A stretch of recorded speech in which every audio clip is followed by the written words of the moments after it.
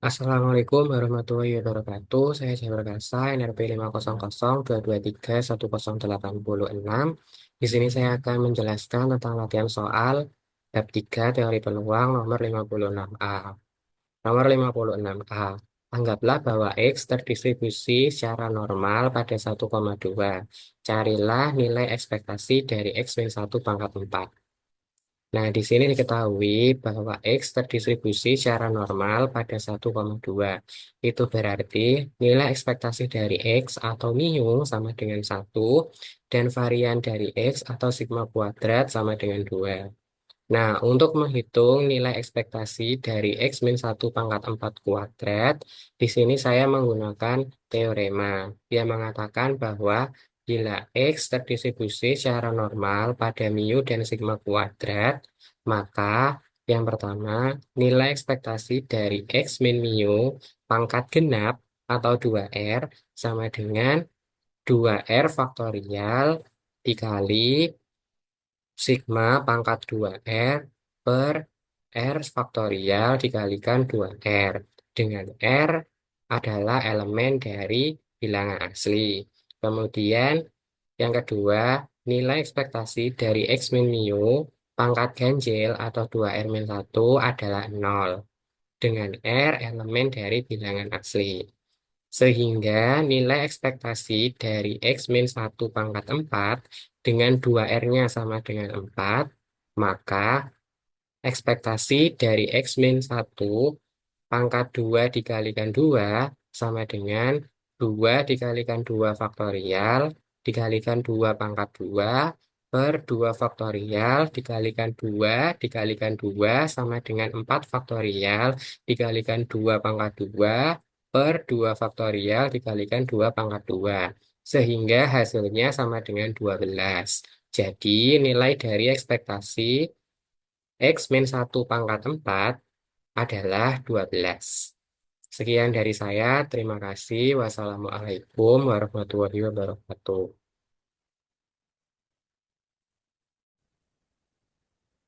Assalamualaikum warahmatullahi wabarakatuh. Perkenalkan, nama saya Gavina Pernovansa dari kelompok 5. Di sini saya akan menjelaskan jawaban dari soal 56B.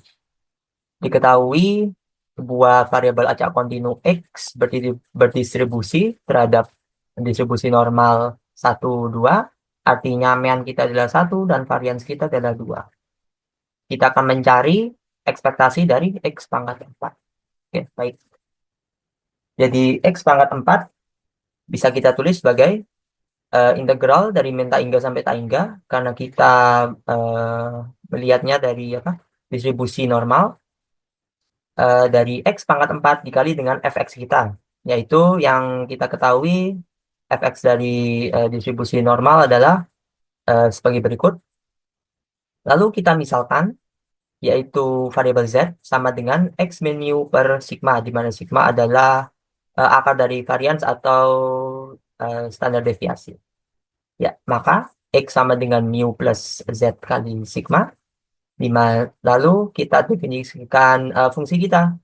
Sebelumnya fx menjadi Cz. Di mana Cz adalah 1/akar 2pi dikali eksponen min setengah Z kuadrat. Oke. Kita dapat Ex pangkat 4 sama dengan min tak hingga sampai tak hingga sama. Meskipun variabelnya berubah dari pada sebelumnya X kita berubah menjadi mu ditambah z plus sigma pangkat 4 dikali dengan fungsi kita sebelumnya, yaitu sama C, Z, lalu dz. Oke, selanjutnya kita jabarkan mu plus z sigma pangkat 4. Menggunakan binomial, bisa kita ketahui konstantanya 1, 4, 6, 4, 1. Ya. Yaitu mu pangkat 4, lalu mu pangkat 3 kali Z mu. Jadi ini kita bayangkan A dan B-nya, lalu 6 mu kuadrat, Z sigma kuadrat, dan seterusnya. Dikali dengan CZ. Gitu. Berikutnya kita pecah integralnya. Jadi ada 1, 2, 3, 4, 5, jadi kita pecah menjadi 5 integral. Jadi yang pertama adalah mu pangkat 4, kali si Z, lalu mu pangkat 3 sigma kali Z kali si Z, lalu seterusnya dan seterusnya. Jangan lupa untuk konstantannya juga 14641. Berikutnya, untuk mu pangkat 4 karena konstanta bisa kita keluarkan. Kita dapat ini integral minta kita sampai tak hingga dari si Z, dz ditambah 0. Nah, ini kenapa 0? Karena bisa kita lihat untuk integral ini, integral mu pangkat 3 konstanta bisa kita keluarkan, sigma kita keluarkan, Z mu si Z. Ini adalah fungsi ganjil. Kenapa? Pertama kita lihat Z, Z jelas fungsi ganjil. Lalu si Z, kita lihat si Z terhadap mean kita, yaitu satu tadi. Bisa kita lihat ini adalah fungsi yang simetris terhadap meannya. Jadi jika kita kalikan dengan Z, hasilnya akan juga berupa sebuah fungsi ganjil. Sehingga ketika kita integralkan dari min tak hingga sampai tak hingga, hasilnya adalah 0. Sama juga kasusnya untuk Z pangkat 3 dikali si Z. Juga sama dengan 0. Oke. Jadi kita tersisa dengan fungsi-fungsi yang genap, yaitu eh, pangkat 0, pangkat 2, dan pangkat 4. Baik. Untuk yang ini jelas adalah definisi dari seluruh peluang kita yang mungkin. Jadi integral min tak sampai tak hingga dari si Z jelas adalah 1. Ya.